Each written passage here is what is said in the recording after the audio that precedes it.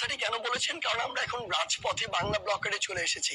কিন্তু বাংলাদেশের অ্যাকচুয়ালি পার্সপেক্টিভে সবচেয়ে বড় যে সমস্যাটি, আমরা ১ম দিন আন্দোলন শুরু করেছিলাম ঢাকা বিশ্ববিদ্যালয়ের কেন্দ্রীয় গ্রন্থাগারের সামনে। সেখানে অবস্থান করেছিলাম। ২য় দিন করেছি শহীদ মিনারে। ৩য় দিন করেছি রাজু ভাস্কর্যে। ৪র্থ দিন এসেছি শাহবাগে ৩০ মিনিটের জন্য। ৫ম দিন এসেছি শাহবাগে ২ ঘন্টার জন্য। ৬ষ্ঠ দিন এসেছি শাহবাগে ৪ ঘন্টার জন্য। এরপরও যখন আমরা সরকার কিংবা নীতি নির্ধারক মহলের কারো মনোযোগই আকর্ষণ করতে পারিনি, তখন আমাদের বাংলা ব্লকেডে যেতে হয়েছে। কেউ কথা শোনেনি। কেউ কথা শোনেনি। ইভেন এই বাংলা ব্লকেডেও আমরা ১ম দিন গিয়েছিলাম ৪ ঘন্টার জন্য।